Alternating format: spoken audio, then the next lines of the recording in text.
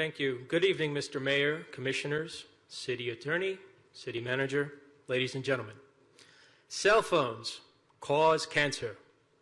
That's what numerous doctors and scientists from all around the world have been warning us about for years. On May 31st, 2011, the International Agency for Research on Cancer, part of the World Health Organization, put out a report that says your chance of becoming a cancer victim doubles once you hit the 10-year mark of using cell phones for a minimum of 30 minutes per day. And yes, there are industry-funded studies that tell us not to worry about cell phones, or that it'll take another 20 or 30 years of research before we know whether cell phones cause cancer. In essence, they're telling us to treat cell phones like cigarettes 30 years ago. I, for one, happen to know that cell phones do cause cancer because everything we're being warned about by the World Health Organization's report and prestigious university professors like Dr. Deborah Davis fits me. I'm an attorney. From 2001 to 2011, I used to use cell phones a lot more than just 30 minutes a day. I always held it in my left hand, up against my left ear, and I carried them around in my suit jacket's inner pockets. Lo and behold, if you were standing close to me, you'd see that there's a scar on my left hand, the result of nerve tumor removal surgery. If you can see the scar on the left side of my head, that's the result of brain cancer surgery on August 23rd, 2011. That's glioblastoma multiforme level 4. On top of that, I have an MRI that shows a tumor at my aortic bifurcation, right where my cell phone sat in my suit jackets. So that's 1, 2, 3 results of having a cell phone against my body.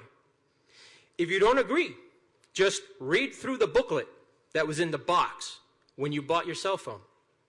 If you have the time to dig through those 200 or 300 pages, somewhere in there you'll see that your cell phone emits a type of non-ionized radiation into your body. Radiation that they prefer to talk about as radio frequency and specific absorption rate. Somewhere near the term SAR, you'll see them asking you to always keep your cell phone away from your body because of the radiation. And by body, they mean your entire body.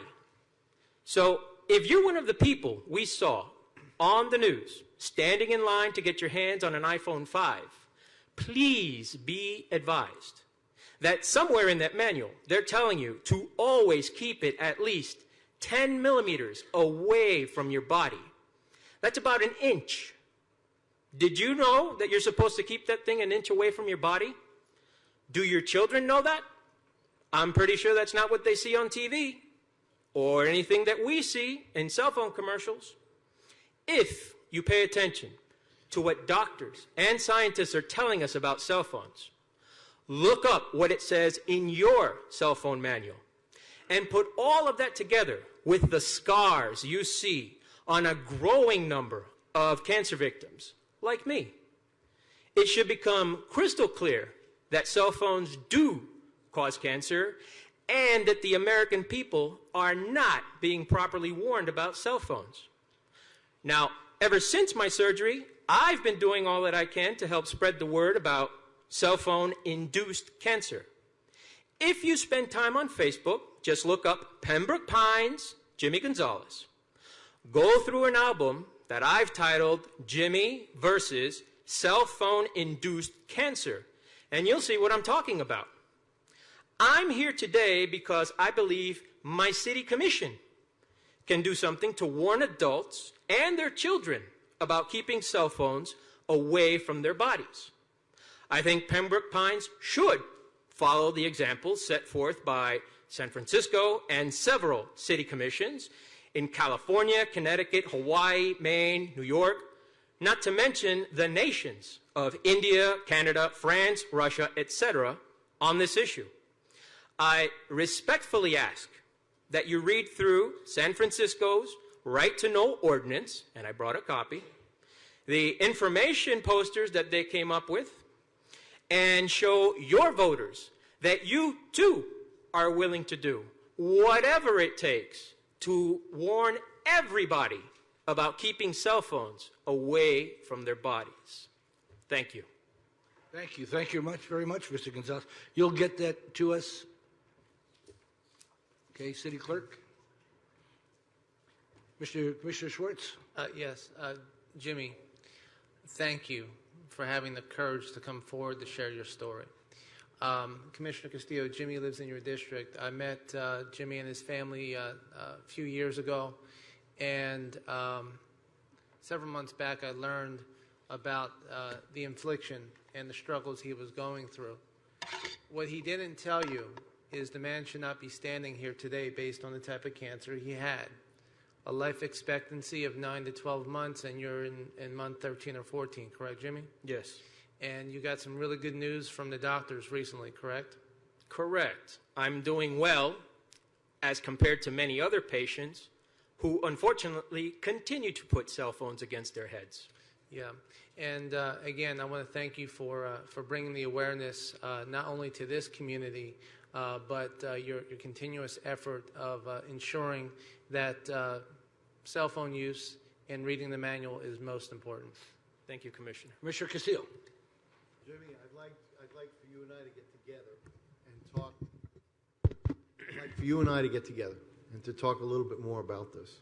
And if you will leave your name, your address, and your phone number with the clerk, I want us to get together. I want to learn more about this. This is the first time that someone has come here to talk about this issue. And I think that if we're going to proceed as a city, the first thing we need to do is we need to catch up with your fact base. And I think that this is a very, very important issue.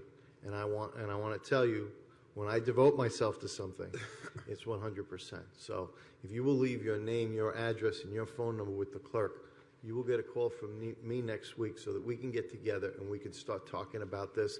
We can start gathering information and see what the best approach for this is.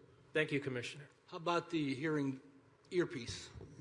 Better? The hearing earpiece is the Bluetooth or whatever they want to call it. How is that thing getting a message from your cell phone? Some thing in the ear. Essentially, a lot of the people that I see wearing it, wear it like an earring. So if they say that, well, it has less radiation or radio frequency, but you're wearing it in your ear all day, which one is worse? Okay. Well, Commissioner Castillo, we want to look at this seriously. We will certainly be in touch with you, and thank you for coming forward. Thank you, Mr. Appreciate Mayor. it.